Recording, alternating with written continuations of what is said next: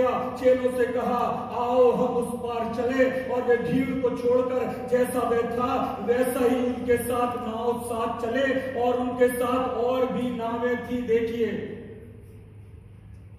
छोड़ना पड़ा यीशु मसीह को। प्रभु पकड़तान पकड़ नहीं जाना, नहीं छोड़, जाना बचाना है, हम भी चलेंगे, चलो चल दिए। वो भी गए, चेले भी गए, लोग भी गए, और भी कई नावें चल रही थी। कहां जाना है? उस पार जाना है, आओ उस पार चलें। लोगों की भीड़ है, लोग वहां पर चले जा रहे हैं, और तब वहां पर लिखा हुआ है कि एकाएक आंधी आ जाती है, एकाएक आंधी आ जाती है, एकाएक तूफान आ जाता है, एकाएक लहरें नाव से टकराने लगती हैं, एकाएक जान पर बनाती है, एकाएक मौसम बदल जाता है, एकाएक चेले घबरा जाते हैं, एकाएक उनके जीने और मरने का प्रश्न आ जाता है। हे प्रभु, हम नष्ट हुए जाते हैं, हे प्रभु हम नष्ट हुए जाते हैं। क्या तुझे हमारी चिंता नहीं? अरे तू ही लेकर आया था, आओ उस पार चले, और अब जाकर गद्दी में सो रहा है। तू ही ने कहा था उस पार चले, अब हमारी चिंता ही नहीं, नाव हम चला रहे हैं, नाव हम संभाल रहे हैं, और तू सो रहा है। मछुआरे थे, मेरी समझ के अनुसार 6-7 मछुआरे थे। उनका रोज का काम था पानी से टक्कर लेना, उस झील में जाना, आंधी और तूफान के बीच में नाव को चलाना। ना जाने कितना खेया होगा, ना जाने कितना संभाला होगा, ना जाने कितना उन्होंने कंट्रोल किया होगा, परंतु बात तो बहुत पार चली गई है। इतना भयंकर तूफान, इतनी भयंकर आंधी कि अब चेले सोच रहे हैं कि ये तो हमारी जान पर बात बने आई, हमारी जान पर। इस तूफान से बचना बहुत मुश्किल है, इस तूफान से बचना बड़ा नामुमकिन है। ये तूफान तो हमारी जान ले लेगा, हमारे प्राण ले लेगा। और तब वे कहते हैं प्रभु यीशु मसीह से, क्या तुझे हमारी चिंता नहीं?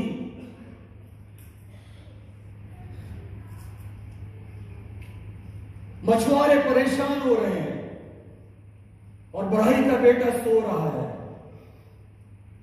मछुआरे परेशान हो रहे हैं, जिनका काम ही यही है, और बढ़ई का बेटा सो रहा है।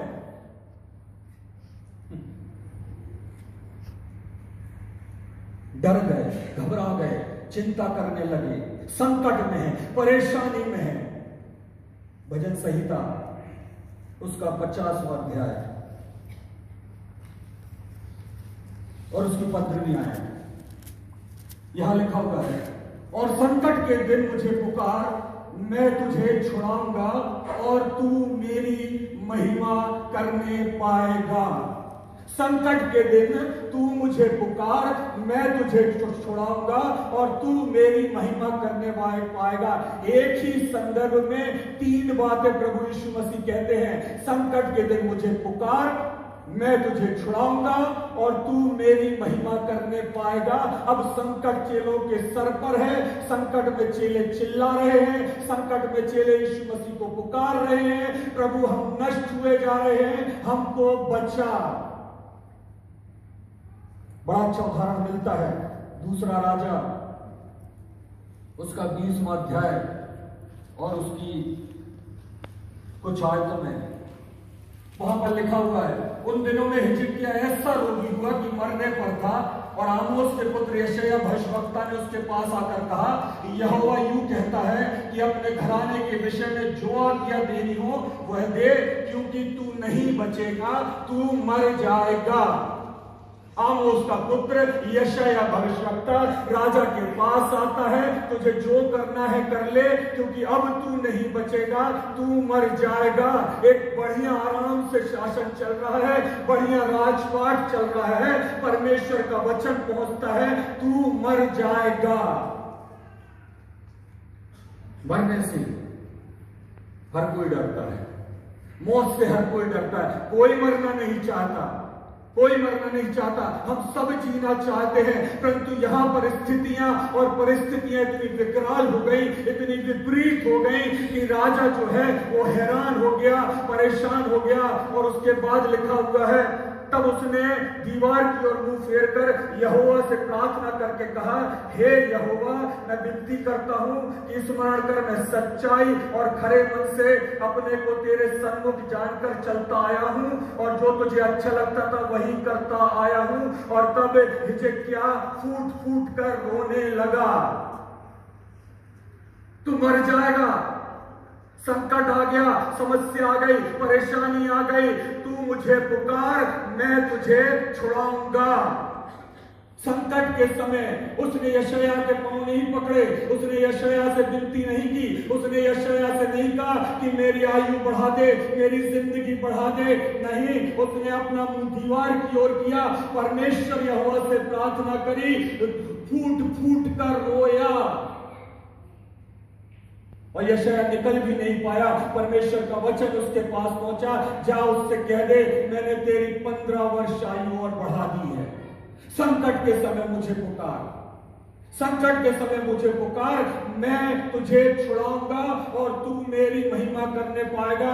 प्रभु, हम नाश हुए जाते हैं, हम नष्ट हुए जाते हैं, क्या तुझे हमारी चिंता नहीं?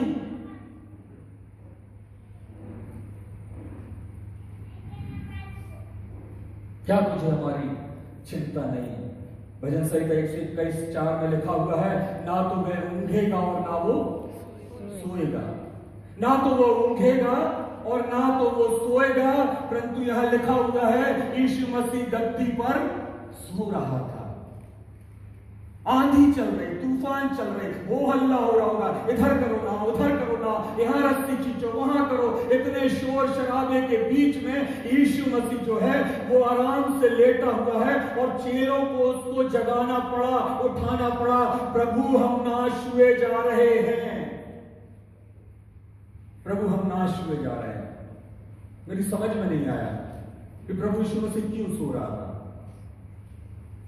ऐसे माहौल में, ऐसे हालात में प्रभु यीशु मसीह क्यों सो रहा था? लूका रचित सुसमाचार, लूका रचित सुसमाचार उसका 17वां अध्याय,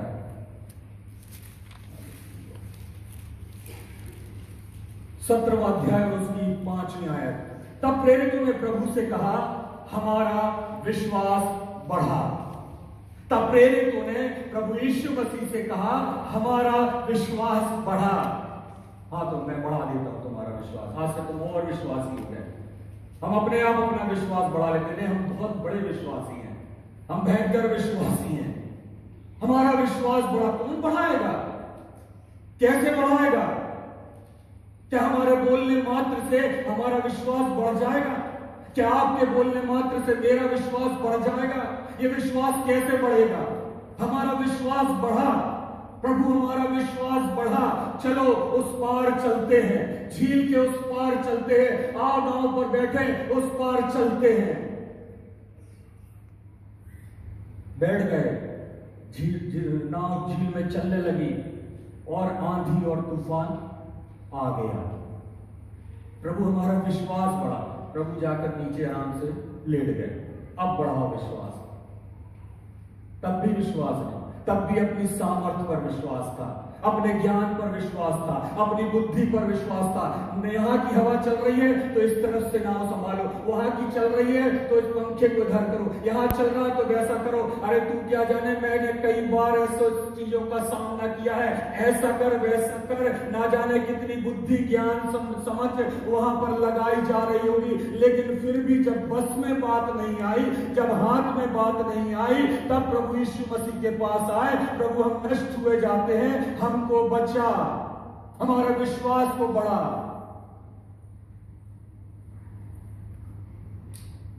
मत्ती 6:27 में लिखा हुआ है, क्या चिंता करके तुम अपनी आयु में एक घड़ी भी बढ़ा सकते हो? क्या चिंता करके तुम अपनी आयु में एक घड़ी भी बढ़ा सकते हो? तो फिर क्यों चिंता करते हो? किस बात की चिंता करते हो? कितनी चिंता करते हो? तुम्हें स्मरण नहीं कि तुम्हारी नाव में मैं सवार हूं? तुम्हें याद नहीं तुम्हारी नाव में मैं बैठा हुआ हूं? क्या तुम मुझे भूल गए? अभी भी अपनी सामर्थ, अपने बल, अपनी शक्ति पर विश्वास करते हो? मुझ पर कब विश्वास करोगे? तुम्ही ने तो कहा था कि मेरा विश्वास बढ़ा, हमारा विश्वास बढ़ा। अब परिस्थितियां जब विपरीत हैं, परिस्थितियां जब विकराल हैं, यहीं पर तुम्हें अपने विश्वास को थामे रखना है।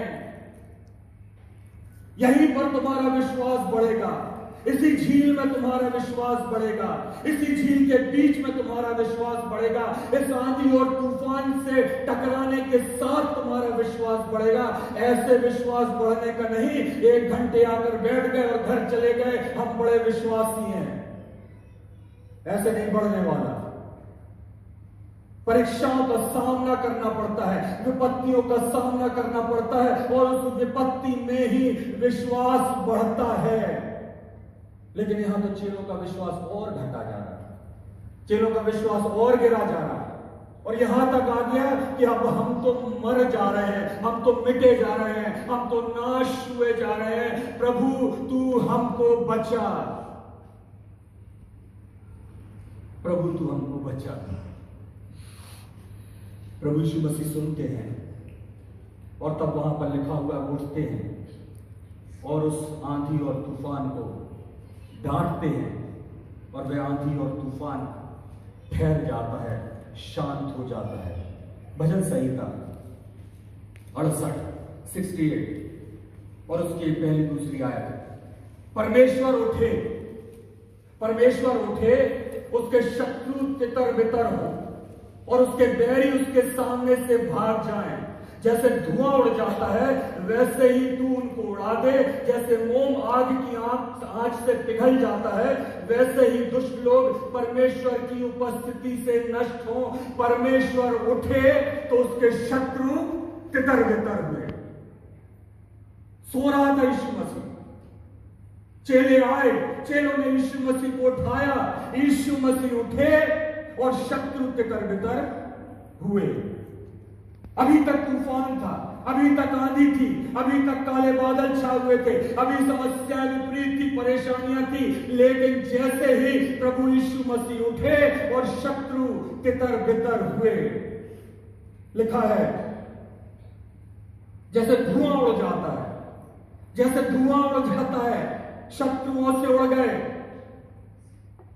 जैसे मोम पिघल जाती है, शत्रु ऐसे उड़ गए। यीशु मसीह उठे और उन्होंने उस आंधी और तूफान को डांटा, पानी से कहा शांत हो जा, वो दोनों चीजें थम गई। यीशु मसीह उठे और शत्रु तितर बितर हो गए। हालेलुया।